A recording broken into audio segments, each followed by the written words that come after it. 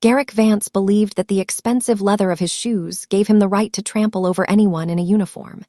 He stood in the center of the crowded bistro, his voice a jagged blade that cut through the soft jazz and clinking silverware.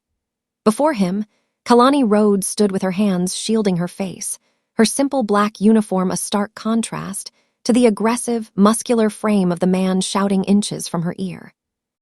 Garrick felt a surge of smug, dark satisfaction as he watched her tremble, convinced that she was just another nameless obstacle, a nobody he could break to satisfy his own ego. He wiped a splash of wine from his hand onto his jeans, certain that by the end of the night, Kalani would be nothing more than a footnote in his day, a broken waitress who learned her place. But as Garrick turned to lead his entourage to a VIP table, a sudden, heavy stillness bypassed the noise of the restaurant. It was a physical weight, a gaze so precise, and cold it felt like a needle pressing against the back of his neck. Just 20 feet away, sitting in the dim amber glow of a corner booth, was a man who didn't belong in the chaos. Yoon Tae-Hwan sat with a posture so still it was machine-like, his dark clothing blending into the velvet shadows, save for the intricate tattoos peeking from his sleeve. He wasn't looking at the menu. He was looking at Garrick with a predatory seriousness that made the air in the room feel thin. Tae-Hwan wasn't there for the food. He had been quietly managing the logistics of his empire while watching the woman he loved work the floor, only to witness a parasite touch his world. Garrick Vance didn't know it yet, but the moment he raised his voice against Kalani was the moment his own comfortable life ended. He thought he was the apex predator of this establishment, but he was currently standing in the crosshairs of a man who turned silent observation into cold-blooded consequence. Stay tuned, because the nightmare for Garrick Vance is about to become a clinical reality, and Kalani's journey from a humiliated waitress to a woman of absolute power is a transformation you have to see to believe.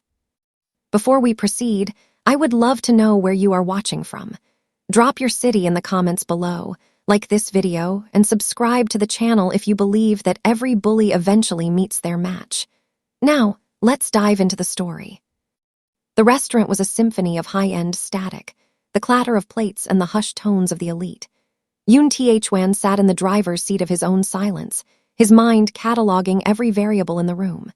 To the other patrons, the confrontation in the center of the floor was an uncomfortable social gaffe. But to Tae-Hwan, it was a breach of a sacred boundary. He watched as Kalani lowered her hands, her eyes reflecting a distressed resilience that he had spent years trying to protect. He didn't move, and he didn't shout. He simply adjusted his phone, his serious expression a mask for the dangerous power now shifting into gear. The ledger of Garrick Vance's life was open, and Tae-Hwan was ready to start crossing out the lines. The bistro was a symphony of high-end static, the clatter of porcelain, the rhythmic hum of the espresso machine, and the hushed, expensive tones of the city's elite. Kalani Rhodes moved through the tables with a practiced, quiet grace, her hair tied back in a neat, professional knot. She was a woman who had learned to navigate the world by making herself small, a strategist of survival who sought only to finish her double shift and return to the quiet peace of her home. But that peace shattered the moment a dessert plate slipped from a busser's tray, sending a spray of creme brulee across the polished leather of Garrick Vance's shoes. The silence that followed was instantaneous and suffocating. Garrick didn't just stand, he loomed. He was a man built of aggressive confidence and tight cotton, his muscular frame vibrating with a performative rage. He didn't look at the busser. He turned his predatory focus onto Kalani, who had rushed over to assist. "Do you have any idea what these cost?" Garrick's voice was a jagged blade, cutting through the jazz. He stepped into her personal space, his body language dominant and suffocating. He gestured angrily, his face inches from hers, shouting about incompetence and people who don't know their place. Kalani stood her ground, though her posture betrayed her. She held her face with both hands for a fleeting second, a gesture of sheer overwhelm, before lowering them to stand defensively. She was frightened, her breathing shallow, but she remained restrained, a calm, matted-down resilience that Garrick mistook for weakness. He saw a target. He saw a resource he could humiliate to elevate his own status in front of his smickering entourage. 30 feet away, tucked into the velvet gloom of a corner booth, Yoon Tae-Hwan sat with a posture as still and precise as a machine. To the rest of the room, he was just a composed man in dark clothing, perhaps a businessman closing a deal on his phone. But Tae-Hwan wasn't looking at his screen.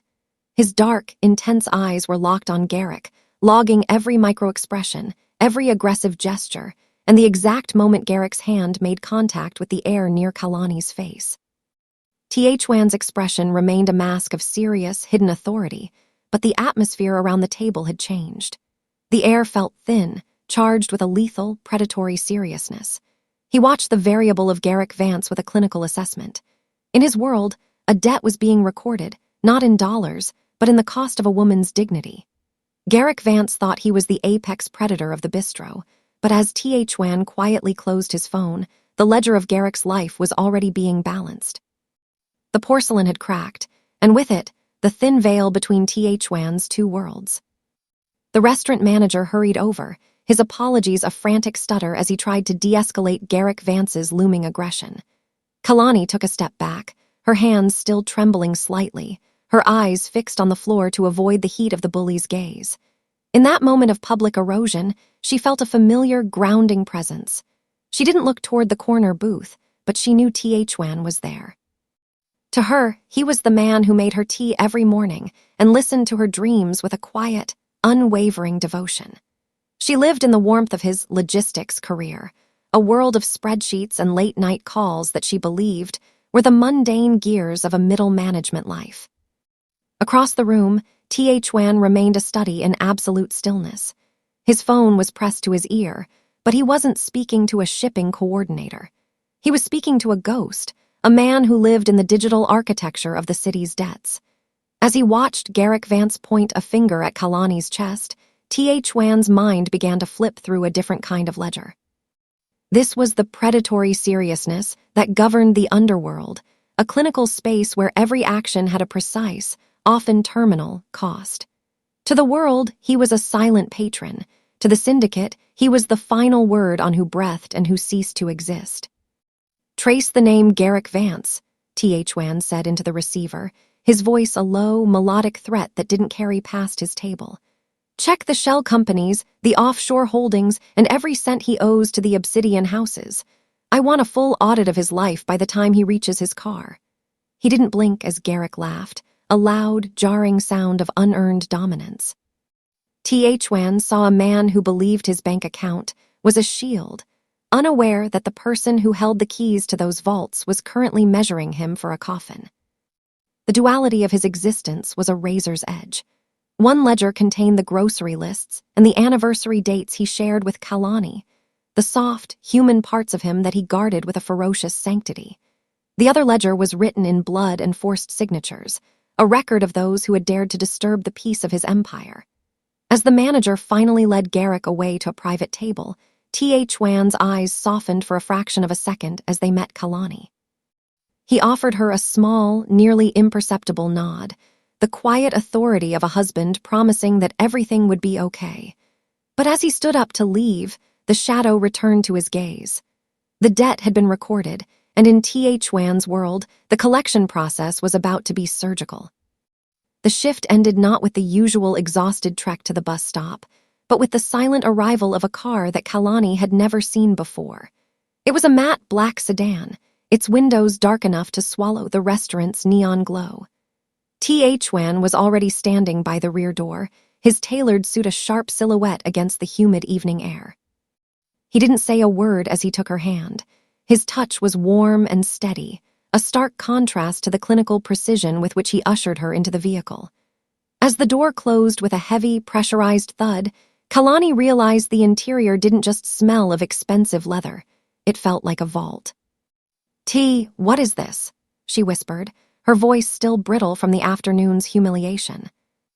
"A temporary change in logistics," he replied, his tone an ocean of calm. He didn't look at her immediately. Instead, his eyes were fixed on a tablet glowing in the shadows of the armrest. On the screen, a high-resolution feed showed Garrick Vance leaving the bistro, stumbling slightly from the wine, his aggressive confidence still radiating from his posture. Tae-Hwan swiped the screen, and the image transitioned to a digital map where a pulsing red dot moved in tandem with Garrick's SUV. The car glided toward the outskirts of the city, bypassing their modest apartment and heading toward the heights where the glass towers touch the clouds. They arrived at a residence that felt less like a home and more like a high-security sanctuary, a fortress of iron and silence. As the elevator ascended, Tae-Hwan finally turned to her, his expression softening into the husband she knew, though his eyes remained dark with a predatory seriousness. "You are safe here, Kalani. No one enters this perimeter without my seal.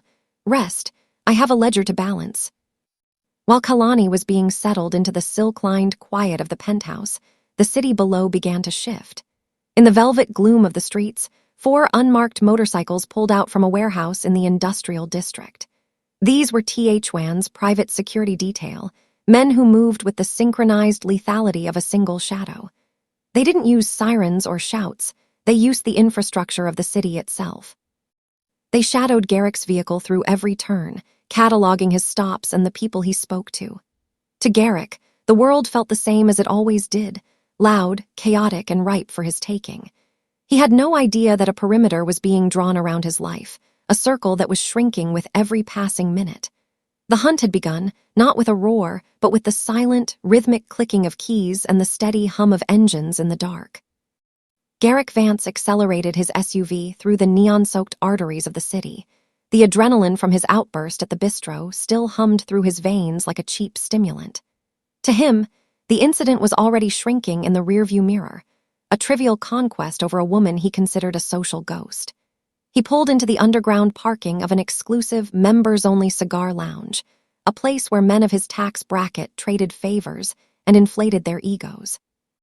He walked with a swagger that suggested he owned the very air, unaware that the air was actually being monitored by a ghost of a different kind.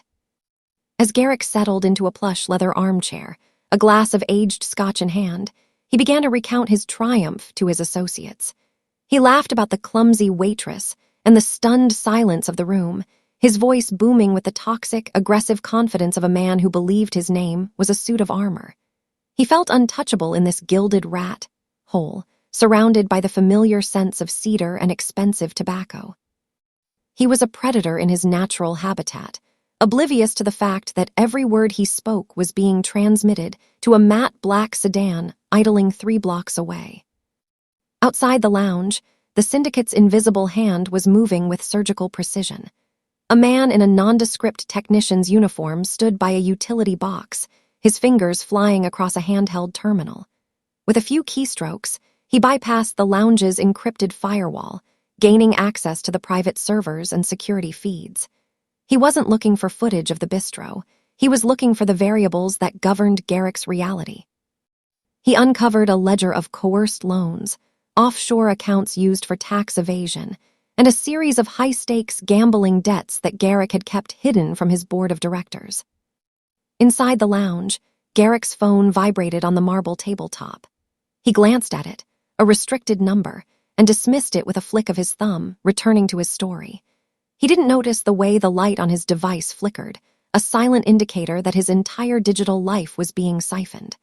The private security detail moved like shadows through the periphery of the parking lot, placing trackers on his other vehicles and documenting the identities of his inner circle. To Garrick, the world was a playground where he made the rules. To Tae-Hwan, Garrick was a failing asset whose liquidation had already begun.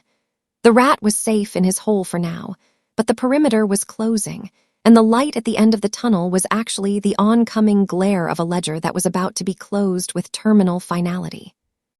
The morning sun did not bleed through the curtains so much as it was invited in by the silent, motorized automation of the floor-to-ceiling windows. Kalani woke not to the jarring ring of an alarm or the distant rumble of city buses, but to a silence so profound it felt heavy. She lay still for a moment, her fingers tracing the high thread count sheets that felt like cool water against her skin. This was the glass fortress, a penthouse that hovered above the smog and struggle of her daily life, a place where the air was filtered, and the chaos of the bistro felt like a nightmare from a different century. As she moved through the sprawling suite, the distressed expression that had defined her face for months began to shift into one of bewildered realization. Every surface was a study in clinical perfection: white marble, brushed steel, and glass that seemed to vanish into the horizon. In the kitchen, she found a breakfast spread laid out with surgical precision. Exotic fruits, artisanal grains, and a single silver thermos of the specific oolong tea she favored. Beside it lay a sleek, obsidian-colored tablet and a note written in Tae-Hwan's disciplined, elegant hand: "Eat. Rest. The variables are being adjusted." Kalani picked up the tablet, and with a hesitant swipe, the logistics of her husband's life began to unravel before her eyes. This was not a world of shipping manifests or warehouse inventory. The screen displayed a live, encrypted dashboard of the city's pulse.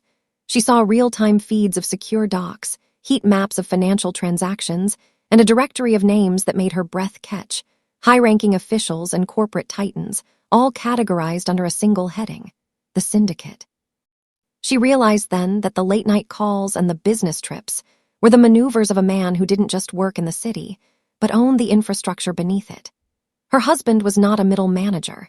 He was the apex predator of an invisible empire. The predatory seriousness she had glimpsed in his eyes at the restaurant wasn't a sudden change. It was his true nature, a mask he had worn so well that she had never seen the steel beneath the silk. Standing at the edge of the glass wall, looking down at the miniature world below, Kalani felt a strange, cold clarity. The man who kissed her forehead every morning was the same man who could erase a life with a single nod.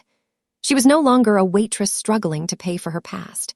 She was the most protected asset in a fortress of glass and silk, shielded by a lethal guardian who had turned his entire empire into a wall between her and the world. The lie was gone, replaced by a terrifying, absolute security. The logistics were clear. She was safe, and the man who had dared to touch her was already a ghost. Garrick Vance sat in the back of a dimly lit whiskey bar, the amber liquid in his glass catching the light as he boasted to a junior associate about his unbeatable portfolio. He was in the middle of a sentence, his voice thick with the toxic, aggressive confidence that had defined his afternoon at the bistro, when the air in the booth suddenly went cold. The junior associate froze, his eyes widening as he looked past Garrick's shoulder. Garrick turned, his brow furrowed in irritation, only to find Yoon Tae-Hwan standing inches away. The Korean man didn't look like a customer. He looked like a clinical inevitability. He was dressed in a charcoal suit that seemed to absorb the room's dim light, his posture as still and precise as a machine.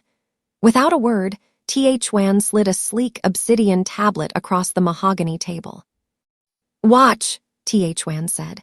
His voice was a low, melodic threat that carried more weight than any shout. Garrick scoffed, reaching for his drink.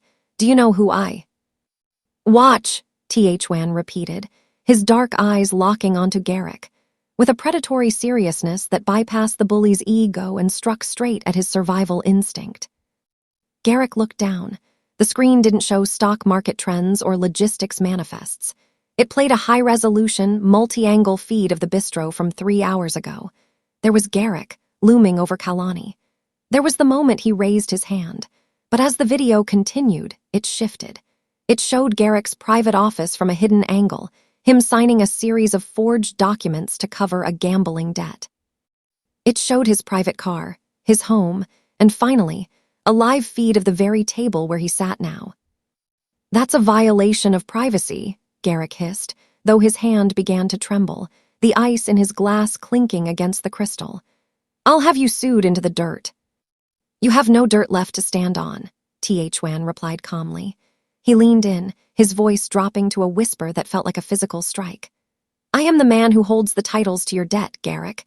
Every coerced loan, every forged signature you used to maintain this hollow life.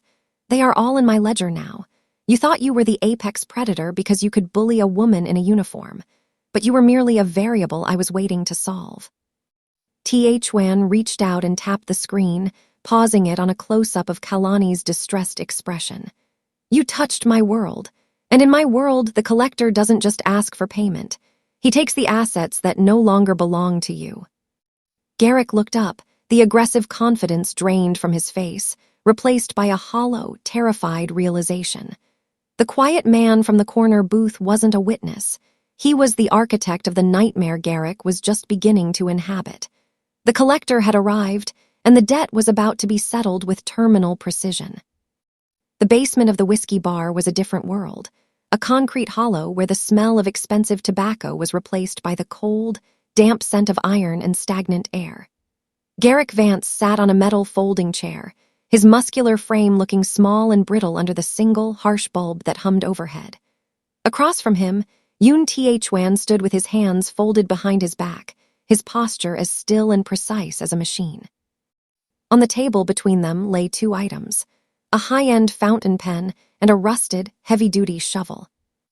"You have lived a life of unearned dominance," Tae-Hwan said, his voice a low, melodic threat that seemed to vibrate through the floor.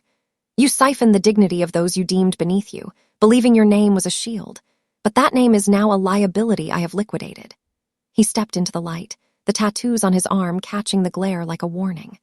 "By the time the sun rises, the Garrick Vance who humiliated my wife will no longer exist. Your accounts have been drained to settle your gambling debts. Your properties have been seized by shell companies you don't recognize. Even your digital footprint has been scrubbed. To the world, you are a ghost." Garrick's breathing was shallow, his aggressive confidence replaced by a hollow, primitive fear.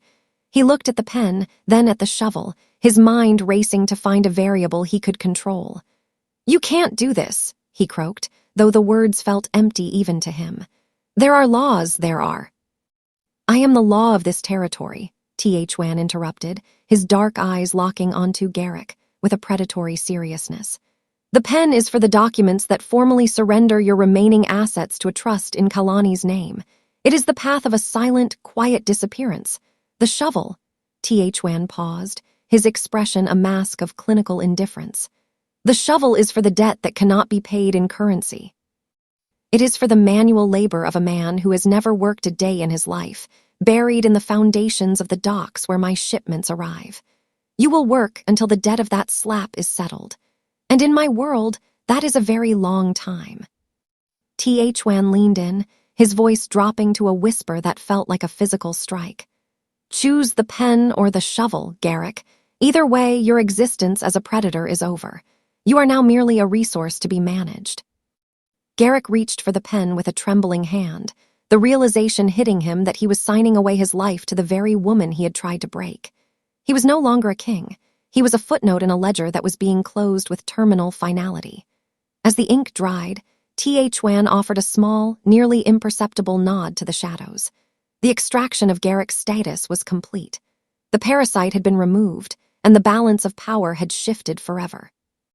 The following morning, the glass fortress felt less like a cage and more like a command center. Kalani stood by the expansive window, watching the city pulse below like a complex circuit board. The distressed expression that had haunted her features at the bistro was being replaced by a focused, clinical clarity. She was no longer a waitress calculating tips to survive. She was a woman standing amidst the infrastructure of an empire. Tae-Hwan appeared in the reflection of the glass, his presence a silent, steady weight. He didn't offer empty comforts or platitudes about the trauma she had endured. Instead, he placed a slim, encrypted briefcase on the marble island. When he opened it, the glow of several high-performance devices illuminated the room. "The world tried to treat you as a depreciating asset, Kalani," he said, his voice a low, melodic promise. "They relied on your silence and your struggle. But resilience, when given the right tools, becomes a weapon of absolute dominance." Inside the briefcase were the blueprints of a new reality. There were legal deeds to a boutique consulting firm, registered in her name, with a client list that included the very same corporate titans who had once looked through her at the restaurant. Beside them was a digital ledger containing the variables of every major player in the city's service industry. Tae-Hwan wasn't just giving her money. He was giving her the data and the leverage to dismantle the systems that allowed men like Garrick Vance to thrive.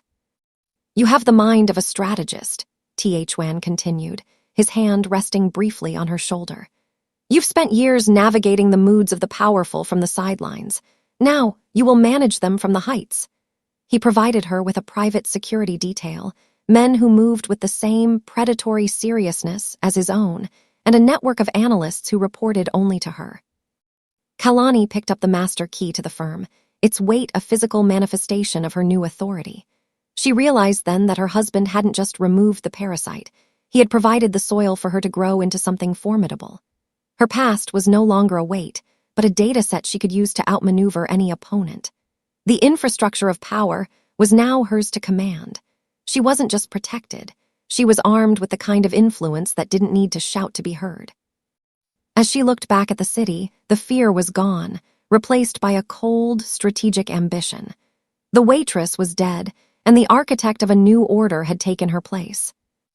The glass doors of the city's most exclusive real estate conglomerate swung open with a pressurized hiss as Kalani Rhodes stepped back into the world she had once served from the margins. She was no longer wearing the simple black uniform of a waitress. Today, she wore a tailored suit of charcoal silk that echoed the predatory seriousness of the man who stood silently in the background of her life. Her hair was still tied back, but the frightened and overwhelmed expression was gone, replaced by the cool, measured gaze of a woman who had spent months studying the infrastructure of power. As she entered the boardroom, a flicker of recognition crossed the faces of the executives. They remembered the woman who had once refilled their coffee in silence, the ghost they had ignored while discussing multi-million-dollar acquisitions. Now, they were forced to stand as she took her seat at the head of the table. Beside her, a discreet security detail provided by Tae-Hwan stood like statues of iron and shadow, their presence a silent reminder that the variables in the room had shifted. Kalani didn't raise her voice. She didn't need to. She opened her obsidian tablet and began to lay out the balanced equation of the merger.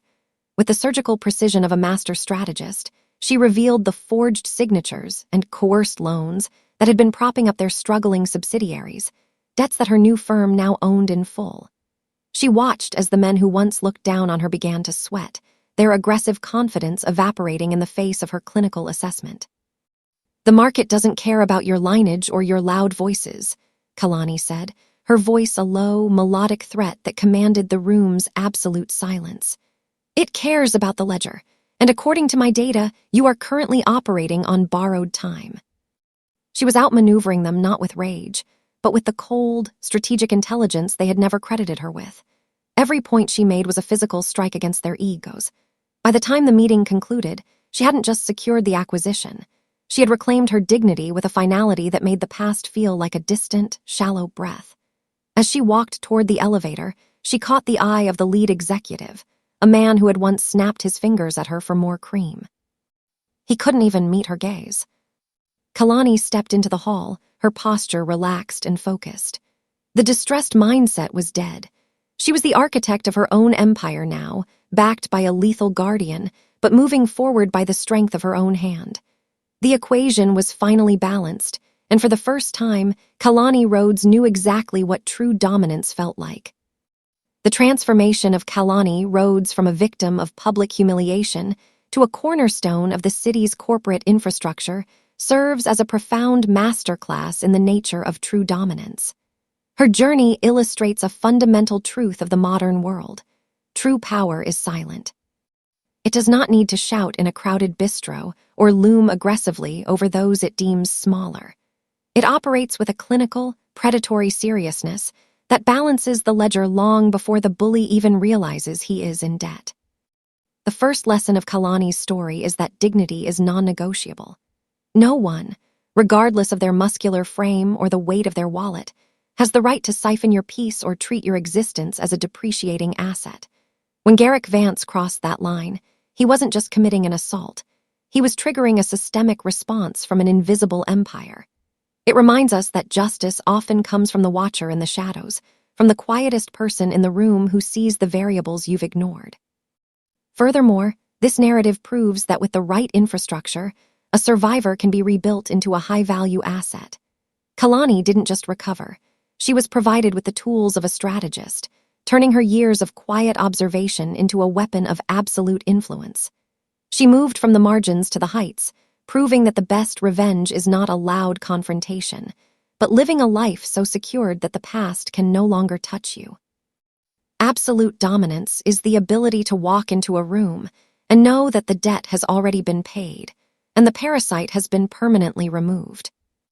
Kalani Rhodes learned that, while the world is full of those who would see you broken, she is backed by a lethal guardian whose influence is the iron skeleton of her new reality.